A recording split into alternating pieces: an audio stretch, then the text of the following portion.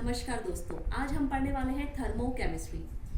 Thermochemistry के अंदर in a chemical reaction physical and chemical changes occur. किसी भी रासायनिक अभिक्रिया में या तो भौतिक परिवर्तन होते हैं या रासायनिक परिवर्तन होते हैं।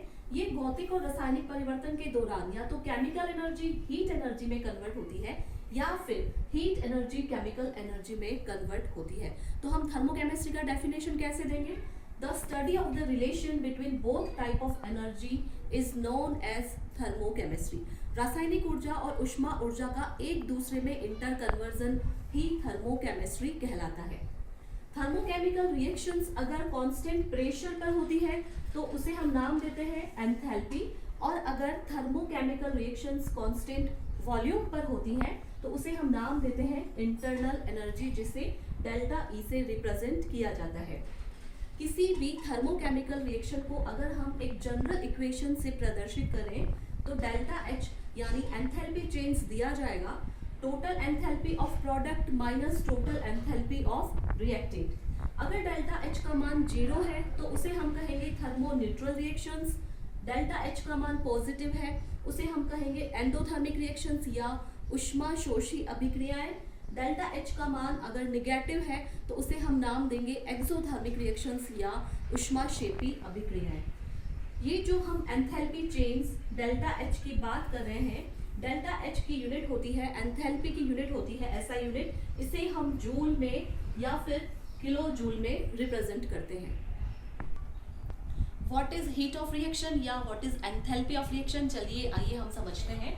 हीट ऑफ अ रिएक्शन या एंथैल्पी ऑफ रिएक्शन किसे कहते हैं? The amount of heat released और absorb during a chemical reaction. किसी भी रासायनिक अभिक्रिया के दौरान ऊष्मा की कुछ मात्रा या तो अवशोषित होती है या ऊष्मा की कुछ मात्रा उत्सर्जित होती है।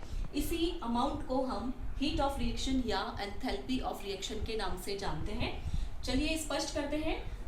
पहले एग्जाम्पल में कार्बन ऑक्सीजन से क्रिया करके कार्बन मोनोऑक्साइड बनाता है। चूंकि ये अभिक्रिया कांस्टेंट वॉल्यूम पर होती है इसीलिए यहाँ पर हमने हीट ऑफ रिएक्शन को डेल्टा ई से रिप्रेजेंट किया है।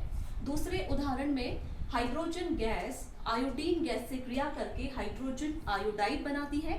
चूंकि ये अभिक्रिया कांस्टेंट प्रेशर पर होती है इसीलिए इस अभिक्रिया में हीट चेंजेस को हमने एंथैल्पी डेल्टा एच से रिप्रेजेंट किया है और जिसका मान होता है 52 किलो जूल।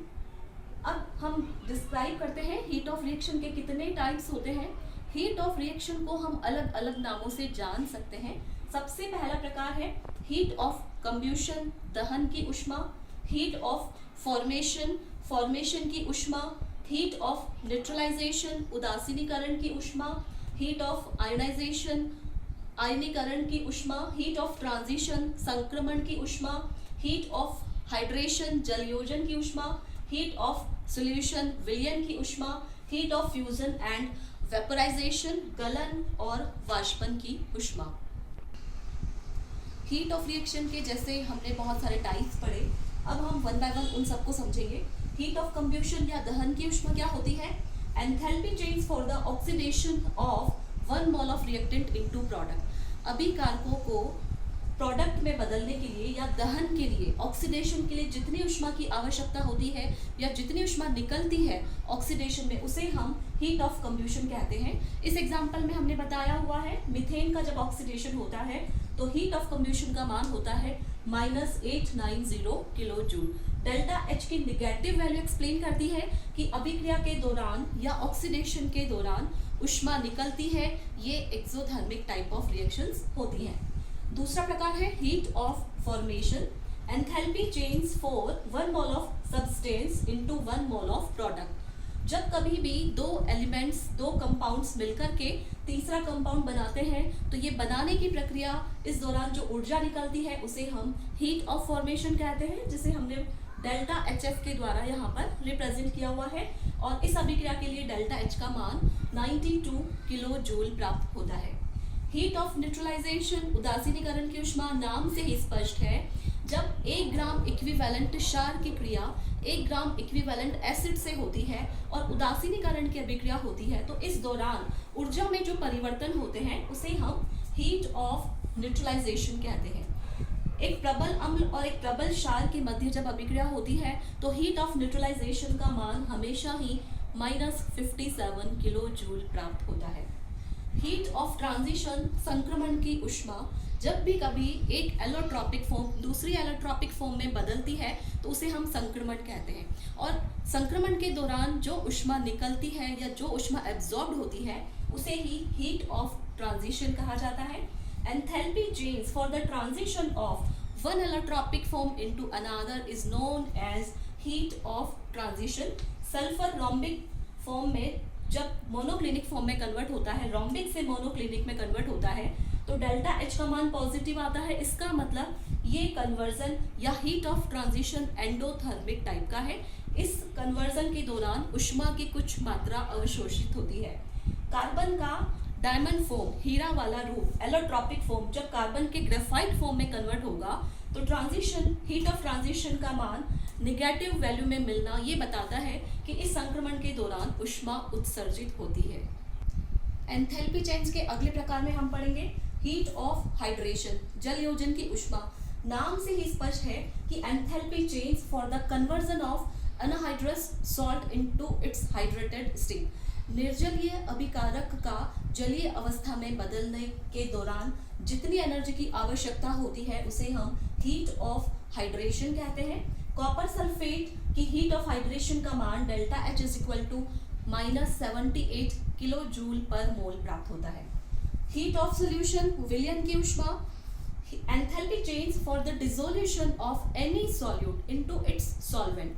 विलायक में जब विलय घुलता है तो उस दौरान जो एनर्जी में चेंजेस होते हैं उसे हम हीट ऑफ सोल्यूशन कहते हैं।